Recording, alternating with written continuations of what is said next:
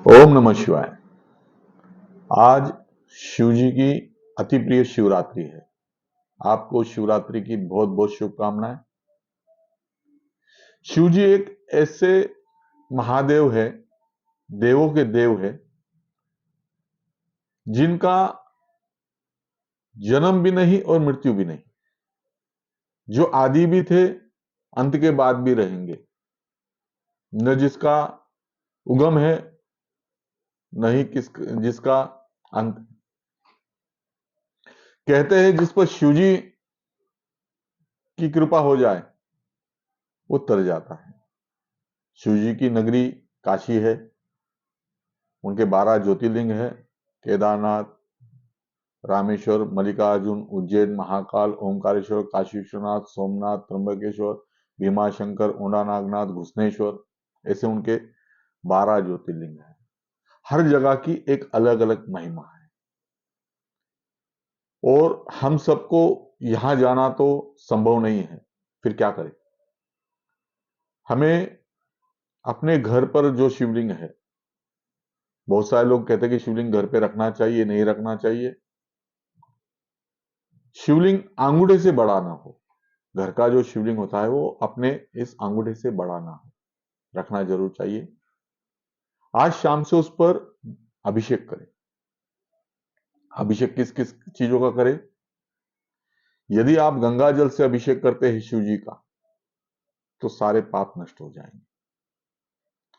यदि आप दूध का अभिषेक करते हो, धन धान्य की, संपत्ति की आपके पास बरकत होगी। यदि आप नारियल जल के से अभिषेक करते हो तो आपका शरीर तुष्ट पुष्ट रहेगा। रोग और पीड़ा को नाश करने के लिए गन्ने का रस भी कहा गया है।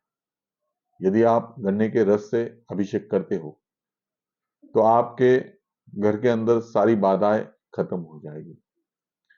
यदि आप सरसों का तेल चढ़ाते हो शिव जी पे तो आपके शत्रु नाश हो जाएंगे। यदि आप दही चढ़ाते हो तो आपके कष्ट विघ्न दूर होंगे। आप अगर उन पर मक्खन चढ़ाते हो तो शिव जी बड़ी कृपा करेंगे। आप अनेक अभिषेक अपने अपने तरीके से हैं। अक्षदा चढ़ाइए ताकि आपकी कोई भी मनोकामना हो पूर्ण हो। शनि पर अगर काली उड़द चढ़ाते हैं तो शनि की पीड़ा नाश होती है।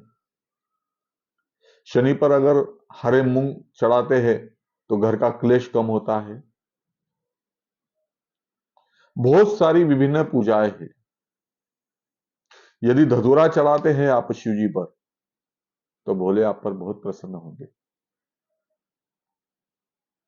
और बेलपत्र, एक बेलपत्र शिव जी पर चढ़ा दो, शिव जी आपके, आप शिव जी के। इस पर एक मन में जिज्ञासा है। एक छोटी सी कथा है। मार्कंडेय, आपको पता है 7 चिरंजीव है। राजा बलि, महाबली हनुमान, विभीषण, कृपाचार्य, वेद व्यास, परशुराम, श्री राम। परशुराम जो है, इनमें 8वां जो चिरंजीवी है वो है हमारे मार्कंडेय जी। एक ऋषि थे, उनको संतान नहीं हो रही थी। उन्होंने शिव जी की बहुत आराधना की। शिव जी की आराधना करते रहे। माता पार्वती ने कहा कि आप इन्हें संतान दे दीजिए। उन्होंने कहा कि इसके नसीब में नहीं है। कारण शिव जी अपने भक्तों को दुख नहीं देना चाहते।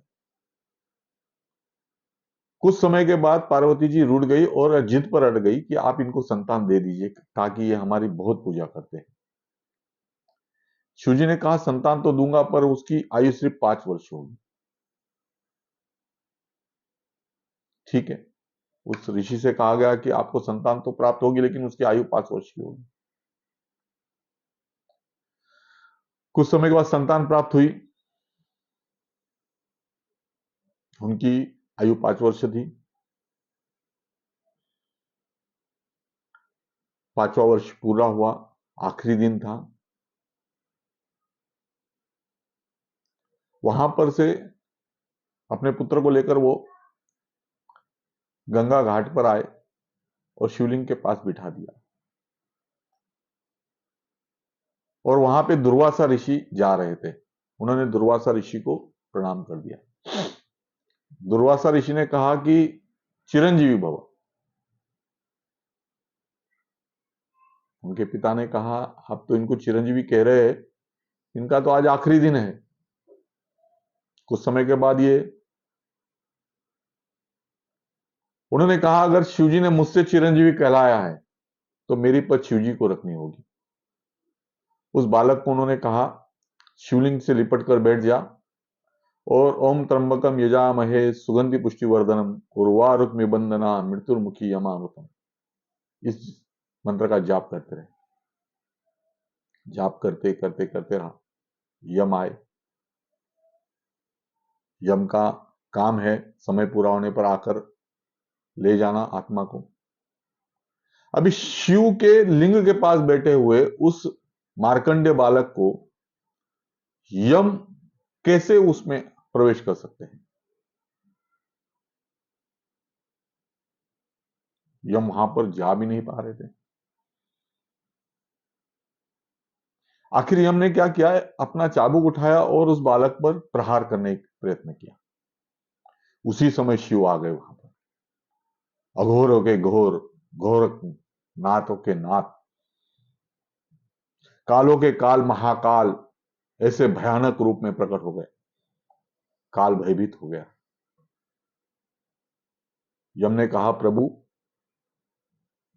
मैं तो अपना काम कर रहा हूं। महाकाल ने कहा, ये पता नहीं, तू सिर्फ काल है, मैं महाकाल हूं, मेरी सीमा में तू प्रवेश नहीं कर सकता।